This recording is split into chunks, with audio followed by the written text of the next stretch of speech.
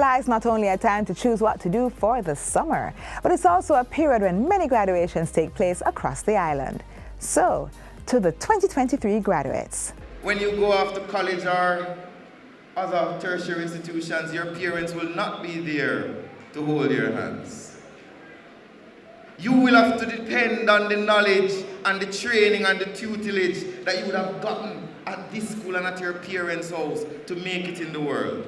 I'd like to add my voice to the ministers and remind you that graduation is merely the beginning and not the end. Hello and welcome to another exciting edition of Jamaica Magazine. I am your host, Audrey Williams. Stay with us. We have more in store for you.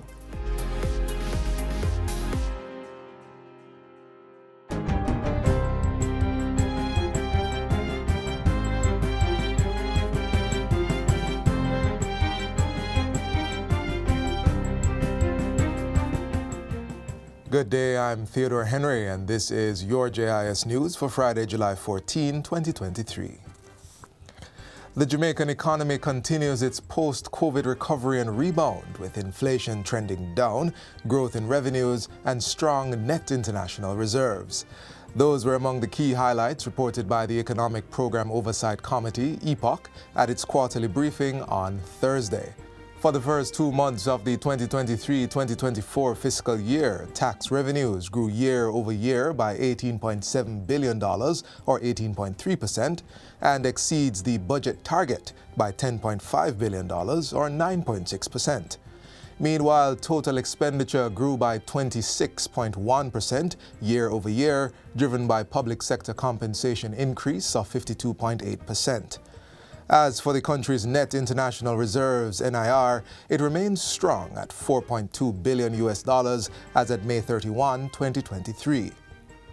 Real GDP grew by 4.2% for the first 3 months of this calendar year and by 4.7% for the 2022-2023 fiscal year. Real GDP has surpassed pre-COVID levels. So within 3 years, the Jamaican economy has bounced right back. Also of note, the country continues to reduce its debt, with debt to GDP for the 2022-2023 fiscal year recorded at 77.1%. This is better than the 79.7% that was budgeted for the period and significantly lower than the 94.2% rate in the previous 2021-2022 fiscal year. At the same time, the inflation rate continues to trend downwards, albeit ending May 2023 at 6.1%, just outside the Bank of Jamaica's target range of 4 to 6%. So if you look at the graph, we see inflation trending downwards nicely, and then it kind of plateaued at the top of the range between 5.8 and 6.1%, right? Core inflation has, however, done very well, right, as it has come down from 9.4% in May 2022, right, and down from 5.7% in April 2023 to 4.2%. Minister of Tourism Edmund Bartlett says the annual staging of the Christmas in July showcase is designed to help build the capacity of small and medium-sized enterprises so they can benefit from the lucrative tourism value chain.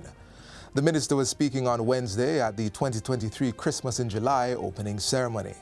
The annual event targets stakeholders in the tourism sector and members of corporate Jamaica, encouraging them to purchase authentic local products as gifts for clients and staff.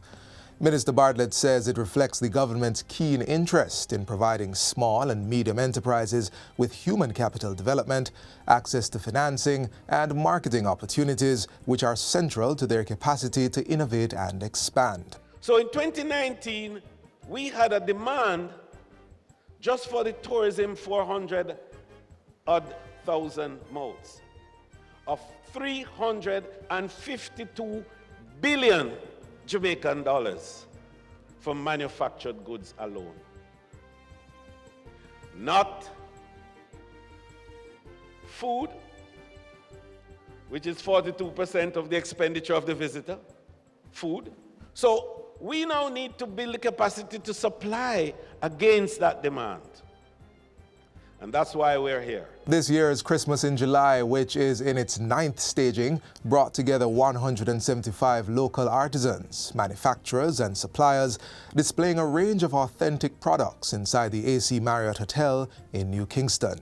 The trade show is a collaborative effort of the TEF's Tourism Linkages Network and its partners, the JBDC, Jamaica Hotel and Tourist Association, JAMPRO, and the Jamaica Manufacturers and Exporters Association. 3 Clarendon families woke up this morning in brand new houses that were provided under the government's new social housing program, NSHP.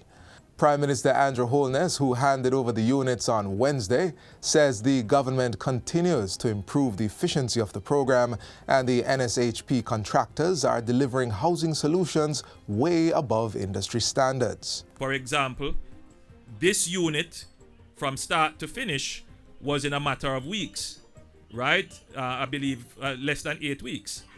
And we are usually budgeting 12 weeks for the completion of a unit. Now, bear in mind, 12 weeks for the completion of a 2-bedroom, a 3-bedroom is way above industry standard in terms of efficiency and delivery. The latest NSHP beneficiaries include Fitzroy Edwards from Berrydale District in Scotts Pass and Cadian Campbell from Darlow District, both of whom received 3-bedroom houses. Everton Samuels from Kemps Hill District in Racecourse is now the proud owner of a 2-bedroom home. It's an early birthday. Saturday coming to my birthday. Saturday? Yeah. I'm 53 on Saturday. Yeah. So I'm thank everyone at this time. Taxpayers of this country pay their taxes. It's a good initiative for all of us. 600 students attending schools in the neighborhood surrounding the University of Technology are benefiting from a summer program organized by UTech Students' Union Council. The Teach the Youth summer program is underway until July 21, targeting young people from the communities of Kintyre, Tavern, Highlight View, and Sandy Park. UTech Students' Union Council President Rick Darby says it's one way the university is making sure to give back to the community. This year we have also included Hermitage as one of those places that we wish to impact, because it is crucial that as university centered amongst these communities that we can motivate and inspire these young adults or young students to go on to higher education. He was speaking at the launch of the Community Outreach Program and its 22nd anniversary. Over the course of 2 weeks, participants will gain knowledge across a range of subject areas. These include English language, art, health and family life education, physical education, and financial literacy. Tax Administration Jamaica is reporting that its online services and systems have been fully restored to normalcy. Taxpayers are now able to conduct their usual online transactions via the authority's tax portal, jamaicatax.gov.jm, which had been impacted by a technical issue earlier this week. The Revenue Authority says all online systems directly affected by the technical issue have been restored across its operations. Tax Administration Jamaica is apologizing to customers for the inconvenience caused by this service disruption. And finally, members of the public are being encouraged to support the Jamaica Constabulary Force's Law Enforcement Torch Let run this weekend. It takes place on Sunday, July 16, starting 6 a.m. at the Police Officers Club in St. Andrew. The JCF is using the 5K race to raise $3 million for Special Olympics Jamaica. The team participated in the Summer Olympics in Berlin, Germany from June 17 to 25, coming home with 18 medals, 8 gold, 8 silver, and 2 bronze. Head of the JCF's Corporate Communications Unit, Senior Superintendent of Police Stephanie Lindsay, tells JIS News that the JCF is hoping that at least 2,000 persons will sign up for the 5K event. Registration ends today and can be done online at runningeventsja.com or by visiting the Police Officers Club. Funds are being raised through a participation fee of $2,000 for adults and $1,000 for children. Persons can also support the cause by making donations with checks payable to the Law Enforcement Torch Run or Special Olympics Jamaica.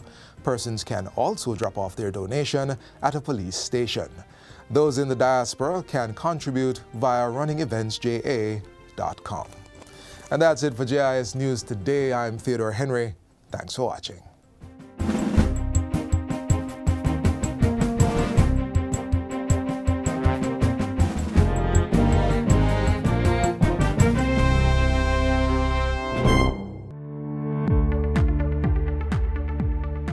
Respect for myself and others. Self-discipline means there's a right way to conflict resolution. Kindness and compassion say being nice is normal. Honesty and integrity are badges of honor. Yes, we choose values for life. Empty tummy, empty head. In other words, children cannot learn on an empty stomach. The brain requires sufficient nutrition to maintain optimal function and support healthy growth and development. It's something the principal of this school is all too familiar with. Please take a look. Welcome to Kalalamu's Basic School.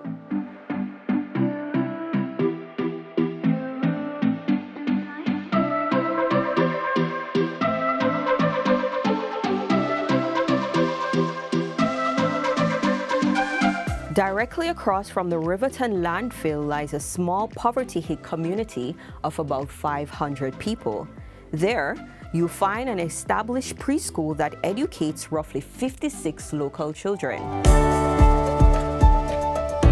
This beam of promise not only offers their children a grassroots education, but has served the students in ways that have brought a sense of hope within the community. And this is their tale. I became the principal 2005, September. When I came here, the Kalalamu's Basic School was governed by St. Patrick Foundation. We have 2 rooms, 1 kitchen and 2 bathrooms. So coming to Kalalamu's Basic School, it was a little new thing for me, because where I was before, I had my own office. So this is what I have to start with. While that was going on, many of the little ones were being dropped off at the school without a meal to start the day. But a cup of tea a day can help to keep the worries at bay. I have 6 children, and 4 of my 6 children came here. Sometimes I don't have anything to give my child to come to school. So when Miss Black keep the PTA meeting and suggest about the breakfast club, I just said I will volunteer because I know sometimes we really don't have the breakfast to let them come to school, and then sometimes we not even have the breaks. Miss Black realized that I can cook, so she offered me the job and I take it. Sometimes with the porridge for breakfast, we will do fried dumpling and cinnamon. Sometimes it's just like omelette, egg omelette, Milo tea. But one particular morning, I was very busy going from the kitchen to the office and through the classrooms. I was going on my way to my office. But I looked around and I saw this little one, his face looked droopy. And I turned around and said, "You okay?" And maybe he was trying to explain, but he was so ill. And I said, "You feel sick?" And I said, "Did you have breakfast this morning?" But he did not know what I was asking about breakfast. I said, "You drink tea?" And he would do like this, "No." I said, "You don't drink no tea."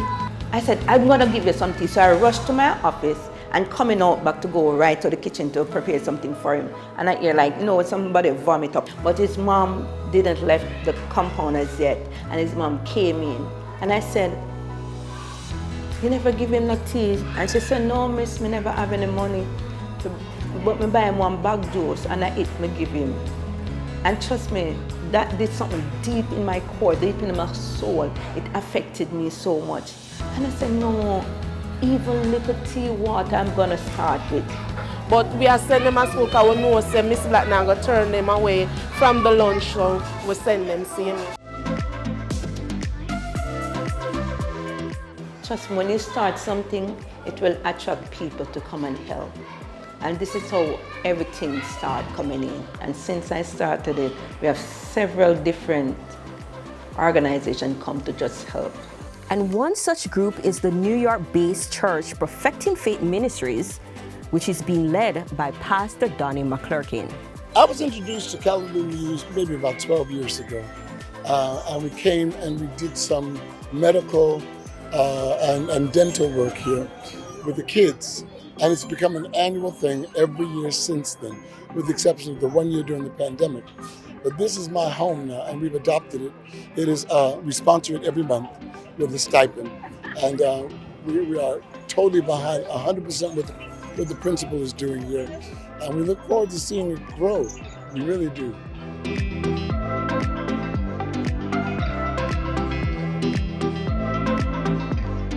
This basic school, this is where I'm working it for it to be. The uptown basic school, the prep school in a downtown setting where it is affordable for children to come and get a sound education, nice meal, good and clean environment. So I'm not the principal that really stay in the classroom and the business with school business. No, I'm business with the community business because that's where it starts first. If I want to change a nation, if I want to empower and grow champion, I have to be involved in the life of the people.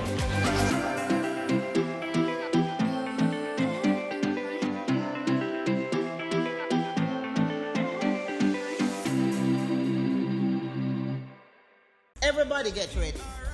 It's festival time again. Jamaica, me yard, me yard, me yard, me yard. Oh, we dancing same way. People jumping same way. We are real. Among the finalists is the 7-time festival song winner, Eric Donaldson. Reggae, reggae, reggae, reggae, reggae, Jamaica. Now you know the best in the world is Jamaica. On and go, black, green and gold. Junior Award winner, Escoliva. Feels like home. An artist named Hot Rod. More love on the line. 2 mentor groups. Well, look about what Talawa. This is Jamaica. Best food and rich culture. Jamaica, we born and grow. A visually impaired female singer called Princess Black. We have to big up Mama J. I'm really excited by what I consider to be the flood of quality entries in the competition. Oh, happy Independence Day, a Jamaica Independence Day. No better than ya. No matter how them tell you, them a live big a brand. No no nicer than ya. No overseas, just sit down and a ball when. No better than ya.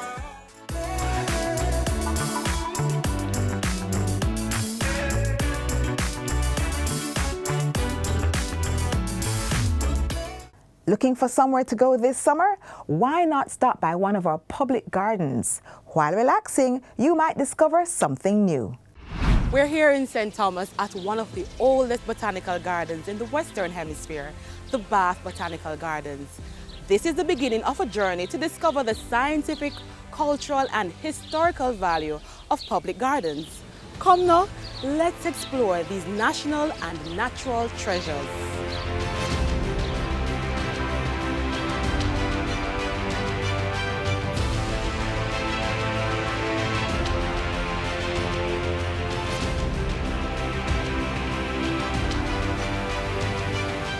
So what differentiates a public garden from a regular place where flowers and trees grow? A public garden is an institution where plants are collected for the purpose of education, research, conservation, and recreation. Along with Bath, there are 3 other public gardens on the island. Castleton in St. Mary and Hope and Sincona Gardens, both in St. Andrew.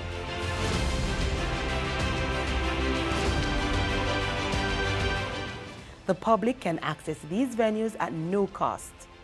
Today, we'll be exploring Bath and Castleton.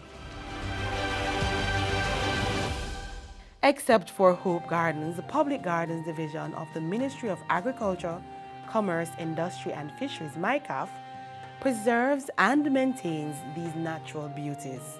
The objective then of the public garden is to conserve the biodiversity of plant life in the island. So we are here to ensure that the plants are maintained, they are conserved, they are preserved, that research is conducted on them so that generations and generations will have that area. Bath Botanical Garden was the first public garden established on the island. As a research site, imported plants were introduced here to assess how they would adapt to the tropical environment.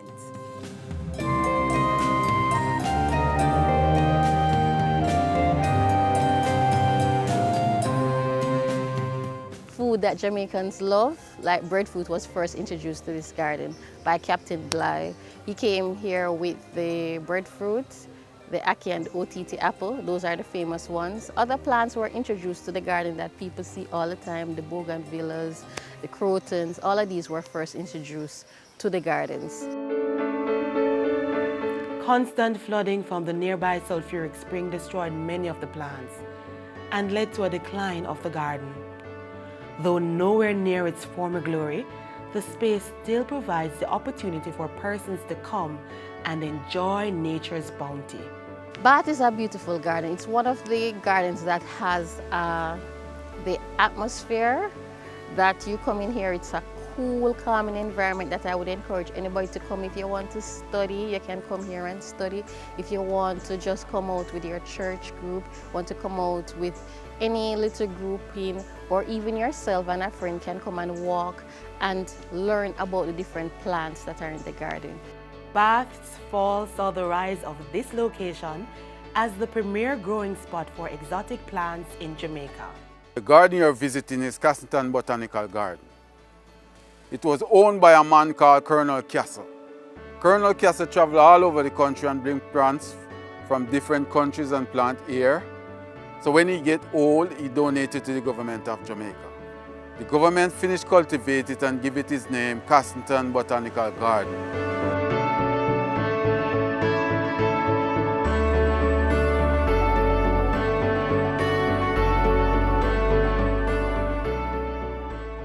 Growing here are many of the plants introduced on the island in the 19th and 20th century. These include poinciana, Bombay mango, navel orange and tangerine.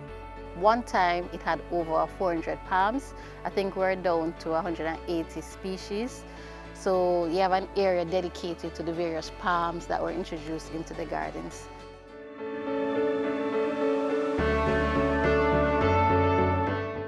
You also have rare fruits like mangosteen, and they have another one, the real velvet apple, that you wouldn't find anywhere else. This is the Phoenix palm. When you knock it like this with a stone, it gives you sound. Why it gave you that sound? Because it's hollow inside. The more it grows old, the more it expands hollow.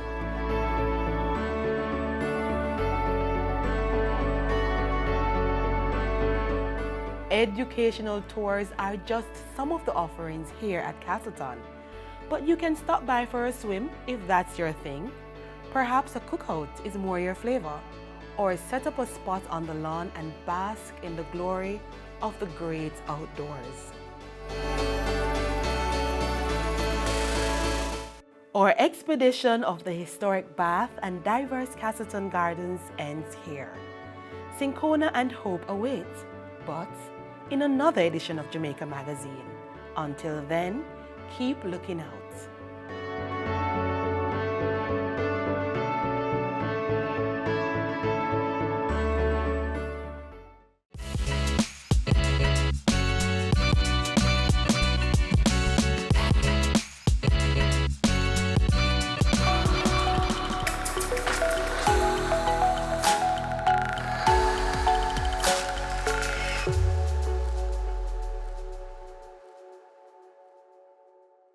What does it mean to show pride in your country?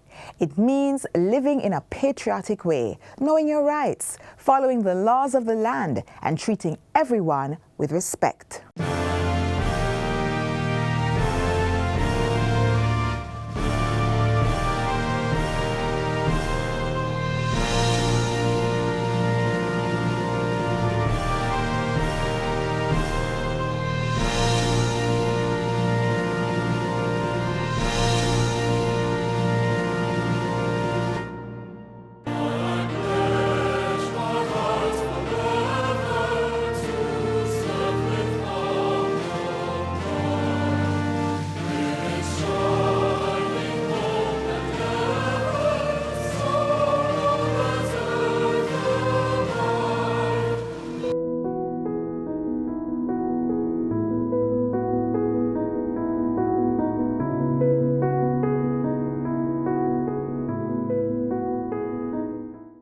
hummingbird melodies resound around the lignum vitae blossom, we thank our ancestors, those etched on the coat of arms and those embedded in our hearts, for entrusting to us the care and continuation of our shared heritage.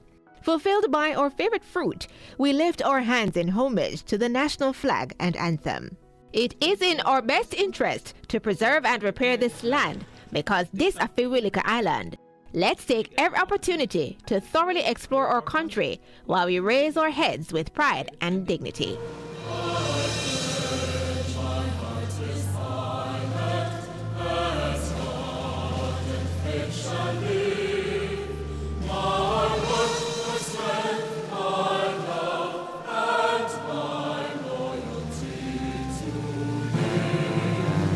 Before God and all mankind, I pledge the love and loyalty of my heart, the wisdom and courage of my mind, the strength and vigor of my body in the service of my fellow citizens.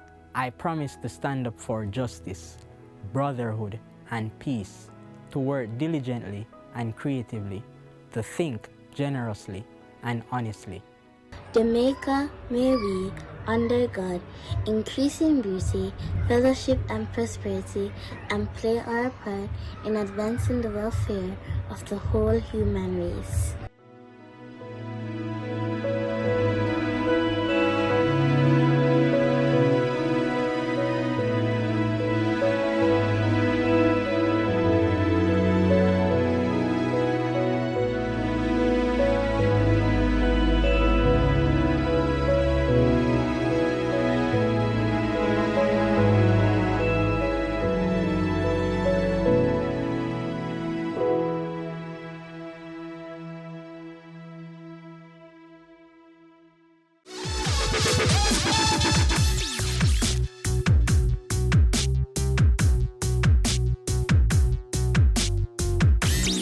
Teachers are a critical pillar of development in this society, and we owe a debt of gratitude to all our teachers.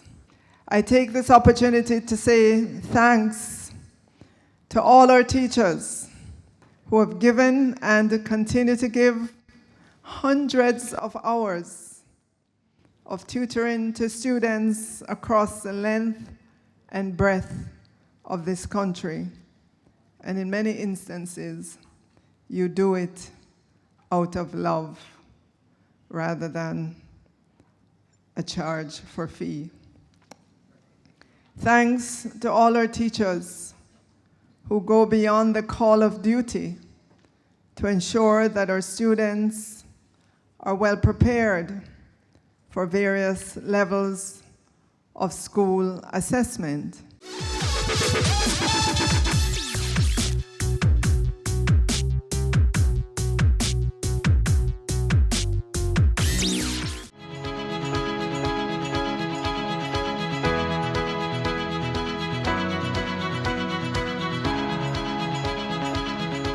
We've reached the end of our program. Get a recap of everything you saw here and more on our website, jis.gov.jm. And remember to follow through with your dreams and never give up. I'm Audrey Williams. Bye for now.